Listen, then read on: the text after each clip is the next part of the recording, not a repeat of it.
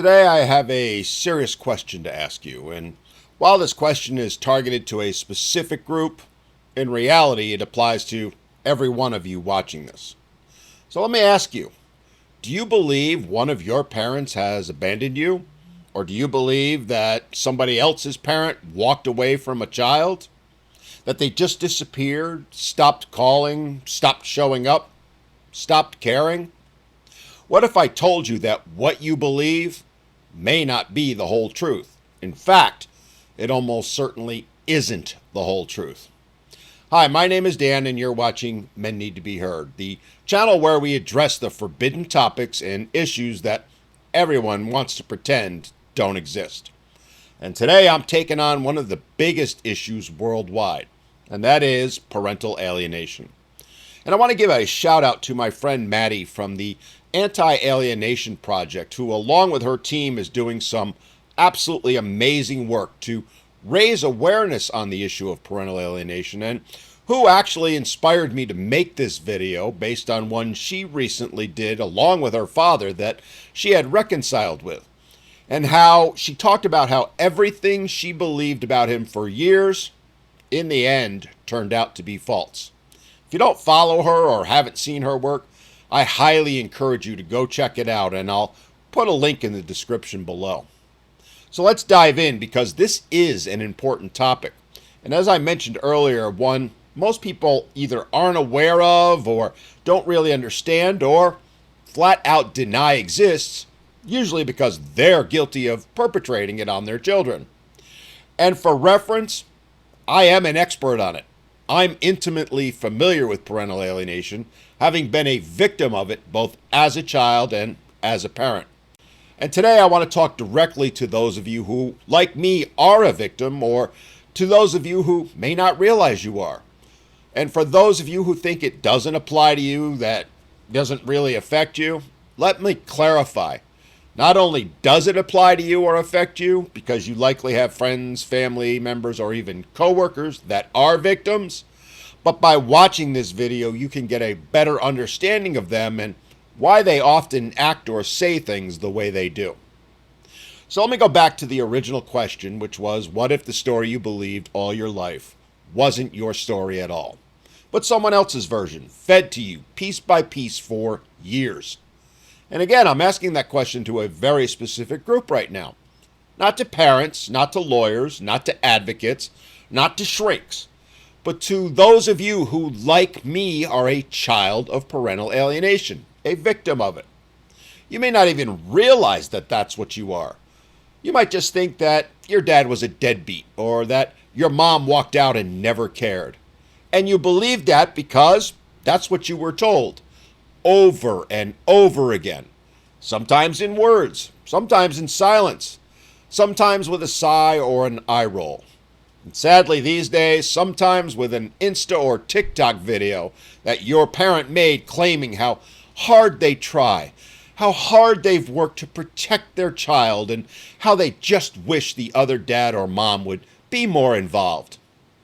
Those things are all done very carefully, very skillfully, to plant a seed of doubt.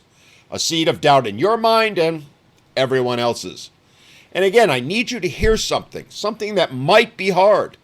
What you believe may not actually be true. That heroic parent you think has been fighting to protect you for all these years may actually be the one who's harming you, who's destroying you. Look, I know how that sounds, especially when it's your parent, the one who raised you, fed you, tucked you in at night, the one who's been telling you all these things, the one you trusted most, the one you think loves you, but in fact doesn't. But here is the truth. Some parents lie, some manipulate, and some, especially during and post-divorce, use their children as weapons. And you, well, if you were like me at first, you were too young to know better, too young to see what was happening, too young to realize what was being done to you. You aren't naive, you're misguided by someone who is leading you or has led you down the wrong path. I encourage you to consider this thought, that maybe your other parent didn't stop calling, but instead were legally blocked from calling. That maybe they missed your birthday not because they didn't care, but because they weren't allowed to show up. Remember, you've only been told one side of the story, just one. And it probably, in fact, almost definitely, isn't even the truth. Look, this isn't some rare situation. This isn't something that only happens to those people. It has a name, and it has a disastrous effect on everyone who is a victim of it. It's called parental alienation. And it's what happens when one parent, and to be fair, it's usually mothers, try to turn a child against the other. Not out of caring, not out of protection, and most certainly not out of love, but out of revenge, control, and pure hatred. Now, as I said, it is usually mothers who do it, but I want to be clear here. There are many fathers, far too many of them, who are every bit as guilty. And if you are one of them, well, sir, you are every bit as evil as any mother who does it. The sad fact is that PA is far more common than you might think. Recent estimates say it's a little over 22 million children in the U.S. alone that have been alienated from a fit, living, loving parent. Pause a moment to let that sink in, because it's not a typo. 22 million children in the U.S. alone are victims of PA, and no one is talking about it. And if this is hitting a nerve, let me tell you, my friend, you aren't alone. If you're feeling angry or confused, maybe even guilty, or are living in denial, that's okay. Take a step back and breathe. But stay with me, because believe me, I do get it, and I'm trying to help. I want you to ask yourself something. Has your so-called loving parent ever actually encouraged you to reach out to the other one?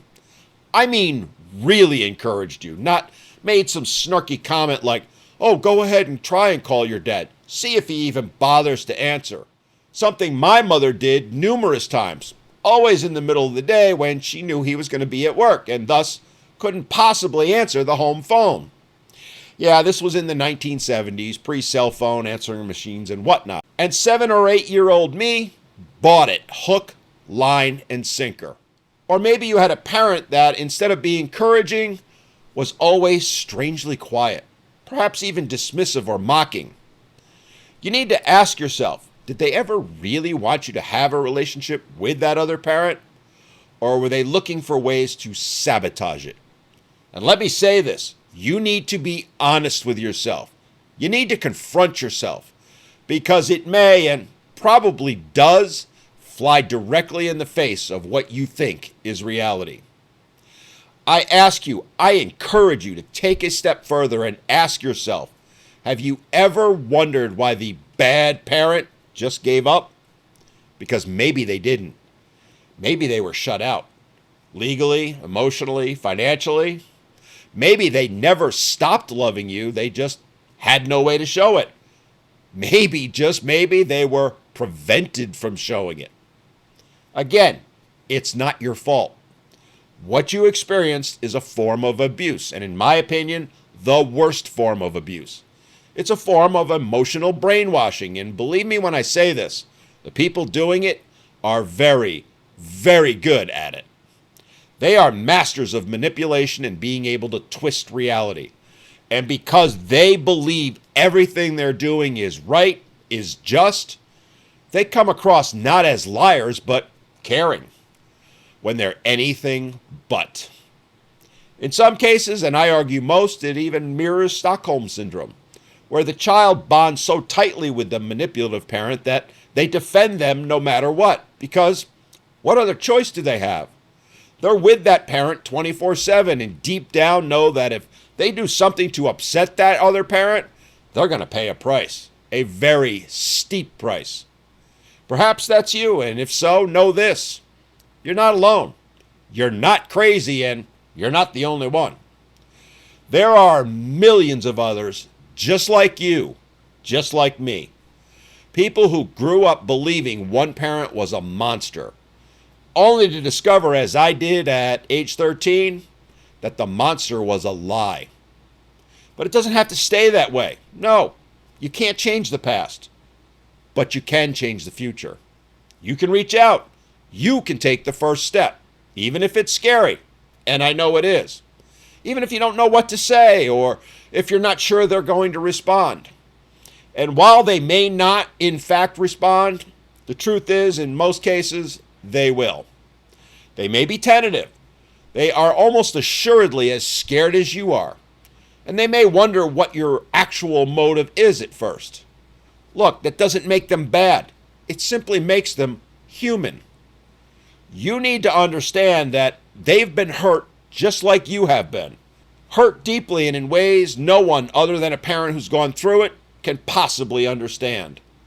Because there is no pain like being hated by your own child when all you ever wanted was to love them. I've often said, as awful as it is to lose a child to death, something I hope no parent ever has to endure, it's even worse when your child is alive but hates you. When your child is just down the road or across town, but might as well be on the moon. All because a vindictive, narcissistic ex twisted the truth to suit their needs, their need for revenge or validation. So if this is you, if your heart is pulling at you right now, if something in you is saying, could what he's saying actually be true? Don't ignore it. Listen to it. Act on it. Send the message. Make the call. Write the letter or email. Say, I don't know what's true, but I want to find out for myself. That's it. That's the key to opening a door that's been closed for far too long. It's not too late. Yes, you've lost a lot, but you haven't lost everything. But each day you wait is another day lost. Another day that can't be gotten back. Which is why the time to act is now. Understand that the parent you were taught to hate may be the one person on this earth, perhaps even the only person, who's been quietly loving you from a distance all along.